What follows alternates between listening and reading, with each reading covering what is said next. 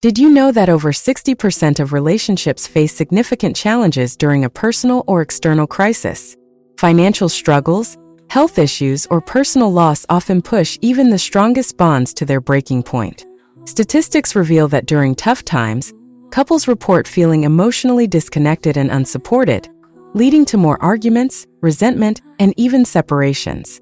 But what if I told you that love can survive, even thrive in the face of adversity? This is my story. It's raw, unfiltered, and filled with the kind of pain that cracks your heart open. It began on a Wednesday morning. I remember because it was raining lightly, the kind of rain that feels more like a mist. Life felt manageable that day, until the phone rang.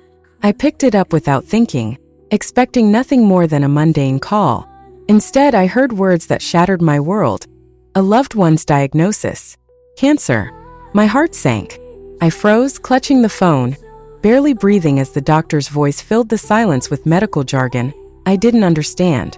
When the call ended, I just sat there staring at the wall. Then came the tears.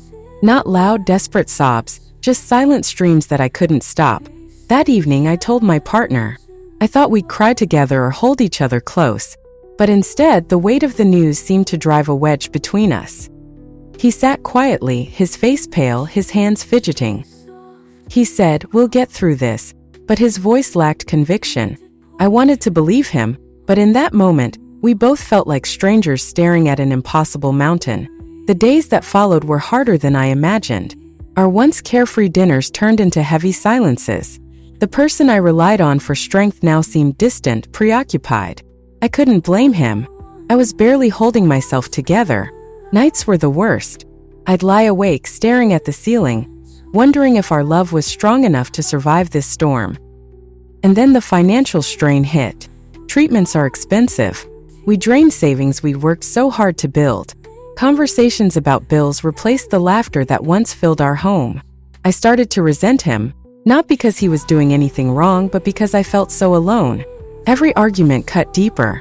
Every misunderstanding felt like proof that we were falling apart. The tipping point came 6 months later. I was running on empty, physically, emotionally, financially.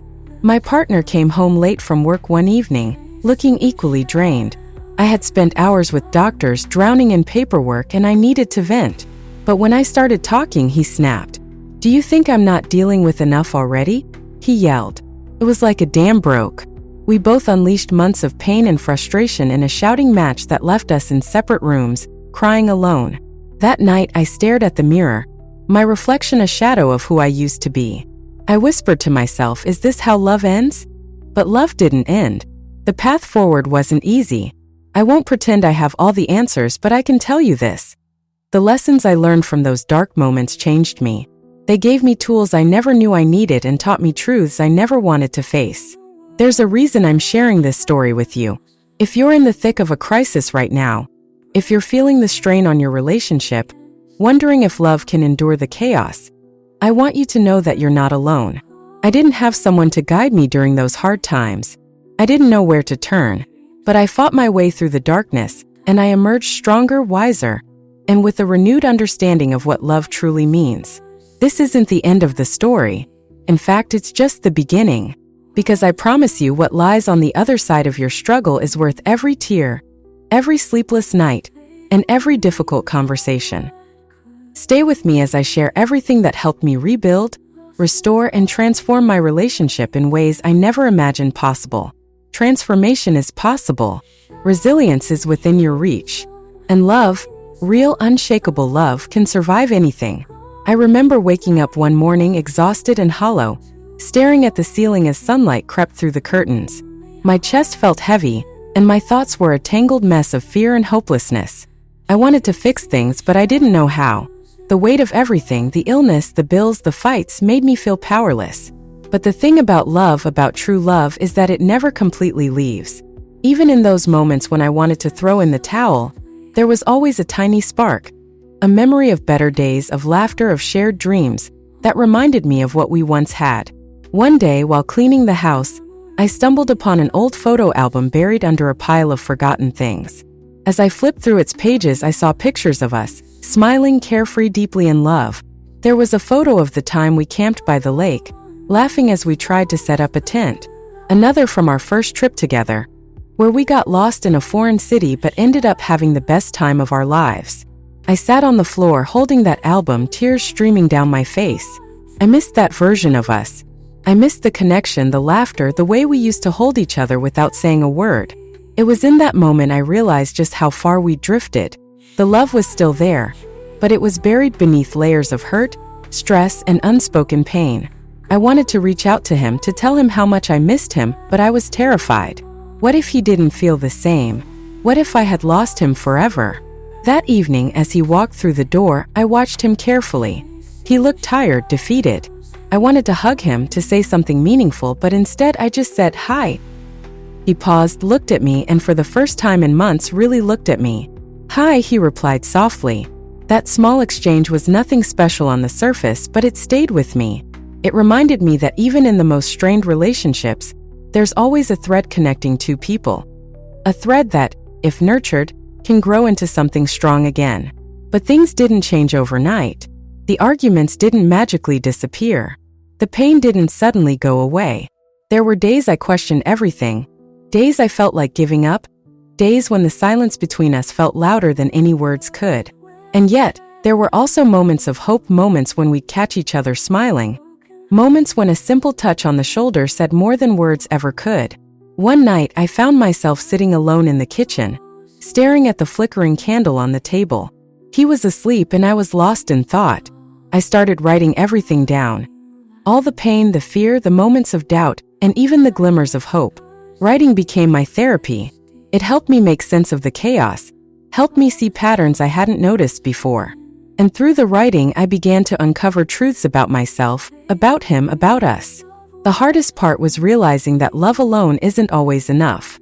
It takes more than love to weather the storms of life. It takes effort, patience, and a willingness to face the uncomfortable truths we often try to ignore. There was a night I'll never forget. It was late, and we were sitting on the couch, both too tired to argue, too worn out to pretend everything was okay. I looked at him and said, "I miss us." He didn't say anything at first, just looked down at his hands. Then he whispered, "I miss us too." It was such a simple exchange, but it cracked something open inside me. For the first time in months, I felt like we were on the same page, like we both wanted to fight for what we had. The journey from that moment wasn't easy. There were setbacks, moments when old wounds reopened, times when it felt like we were back at square one. But every small step forward, every little victory, reminded me that rebuilding love during a crisis is possible. I don't want to sugarcoat it. The road is long, and it requires more strength than you think you have. But the beauty of love is that it grows stronger in the face of adversity. It becomes more resilient, more unshakable, picking up from where I left off. That night on the couch marked the beginning of our journey toward rebuilding our love. It was not a miraculous fix, but it was a spark, and sometimes a spark is all you need to start a fire again. The first steps we took were small. We decided to create time for each other, even if it was just a few minutes a day. Initially, it felt awkward. We weren't used to spending time together without our problems looming in the background. But those minutes mattered. Whether it was a walk around the neighborhood or simply sitting at the table for coffee without distractions, it gave us a chance to reconnect. One thing that helped me early on was learning to let go of the past. Resentment had built a fortress in my heart, and every time I tried to reach out, I felt its walls pushing back. I realized that holding on to old arguments and pain wasn't just hurting me, it was strangling the love we still had. Letting go wasn't easy. It took effort, introspection, and even professional guidance. And that's what I want you to take away from my story.